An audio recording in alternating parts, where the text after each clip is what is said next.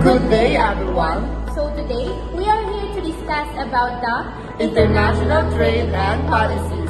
So today, before we start, we will introduce ourselves first. So I am PJ Lois Garanciala Sosa, I am Reina Roxas Fernandez. and we are from BSN Social Studies 2A. So the first subtopic is about the need for trade. So, evolution of the market economy. Market economy is an economic system in which the production of goods and services is determined by supply and demand. In a market economy, interactions between consumer and business determine what is available and at what place. So, moreover, the global economy has evolved from a system of self-sufficiency to one of interconnectedness. This shift is driven by the principle of what we call comparative advantages. Where countries specialize in producing goods and services, they can produce most efficiently, leading to increased overall production and consumption. So, the question is, how market economies work? So, market economies rely on the forces of, most importantly, the supply and demand. It is to determine the appropriate prices and quantities of most goods and services. Entrepreneurs marshal the factors of production, the land, labor, and capital, then combine them in cooperation with workers and financial backers to produce goods and services for consumers or other businesses to buy. So, the important aspect there is the buyers and sellers agree on the terms of these transactions voluntarily by agreeing on a price. So, what we call this, nag-agree sila sa amuna sa price. The next, the allocation of resources by entrepreneurs across different businesses and production processes is determined by the consumers' demand that they hope to create. So, then, I will give the example of what is market economy. So, the United States is an example of a market economy. It has a central bank, the Federal Reserve, that attempts to influence the overall direction of the economy. It has a Congress wherein can pass the legislation to boost economic activity or protect consumers. But then, the main driver of the economy is the law of the supply and demand. So that's all. Then the next subtopic is all about diversification. So when we say diversification, it allows international trade to diversify their economies, reducing dependence on a single industry or resource. This diversification provides stability and resilience in the face of economic shocks. So I will give the example.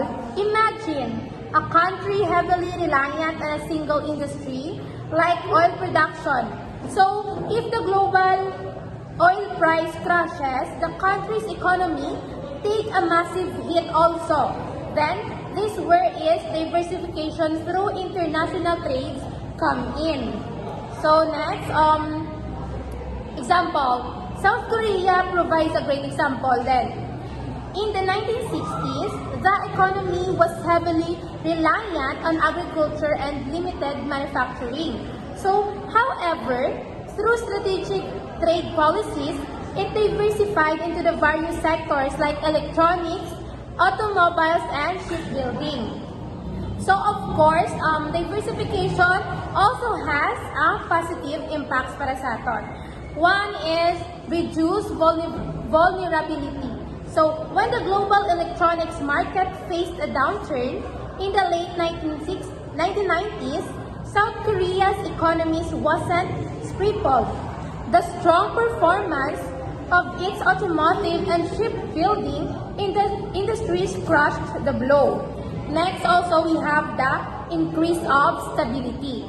So, diversification created a more state of economic environment, attracting foreign investment and fostering a long-term growth. So, it attracts foreign investors now. Also, last, the most important, it enhanced the competitiveness. So, by specializing in different sectors, South Korea could leverage its strength and compete effectively in the global market. So, nang South Korea can compete sa global market in overall. So, next, how does international trade facilitate diversification? So, how it works sa diversification. First, we have here the access to new markets. Countries can export their goods and services to new markets, expanding their consumer base and reducing dependence on domestic demand. Also, it imports of goods and services. So, importing goods and services that are not produced domestically allows countries to meet their needs and diversify their consumption patterns. And also, the foreign investment wherein it attracts the foreign investment providing capital and expertise for new industries and technologies. So now let's go to the one of the economic theory that is very important in trading. So first, it is the mercantilism. So mercantilism is an economic theory emphasizing exports and accumulation of gold and silver. So has seen a resurgence in recent years. So this trend is characterized by protectionist policies such as tariffs and subsidies. So these tariffs and subsidies actually aim to boosting domestic production and reducing reliance on imports. So an example of mercantilism was the Sugar Act of 1764, which made colonies in America had to pay higher tariffs and duties on imports of foreign-made refined sugar products. So mercantilism is an economic policy that is designed to maximize the export and minimize the imports for an economy. It was economic policy that gave rise to imperialism and colonialism among European nations. So basically, it focuses more importantly to exports than imports. So now, let's go to the trade practices and policies. So first, let's define what is export. So exports are the goods and services produced domestically and sold to foreign buyers. So they contribute to a country's economic growth by generating revenue and creating jobs. Next is the other sources of dollars. So besides exports, countries can acquire foreign currency through various means, including tourism, foreign investment, and remittances. Next is the balance of payment. This is actually records of all economic transactions between a country and the rest of the world. So it includes the balance of trade, capital flows, and financial transaction. Next is the balance of trade. So the balance of trade is different between a country's export and import.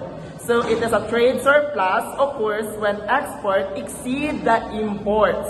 So while a trade deficit occurs when import exceeds exports.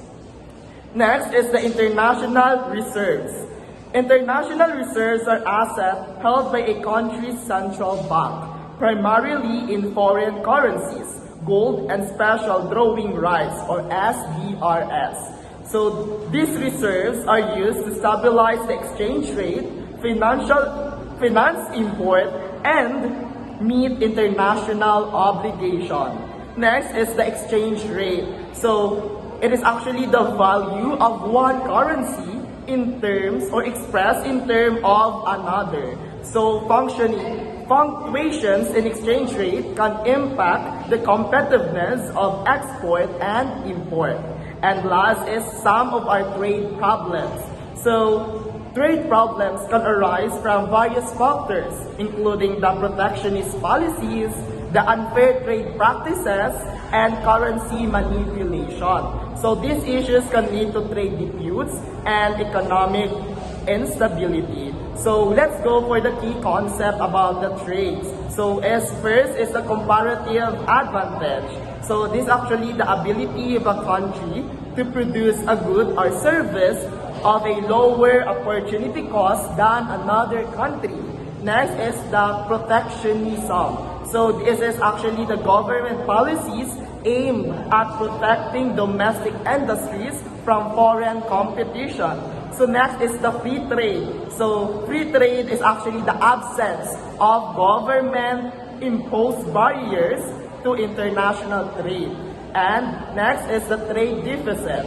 Trade deficit is when a country imports more goods and services than its exports.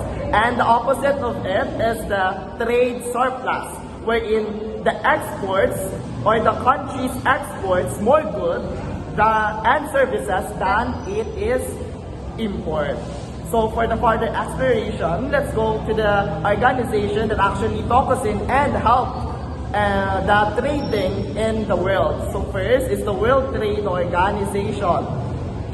The WTO is an international organization that regulates international trade and promotes free trade. The North American Free Trade Agreement or NAFTA. So a trade agreement between the United States, Canada, and Mexico. So this is actually one of the organizations wherein this country or these three countries could able to export and import their own services and products. Last is the European Union or the EU. It is a political and economic union of 27 European countries. So that is for our discussion today. Thank you. We hope everyone could learn about our discussion, and we so very miss you, sir. Bye guys.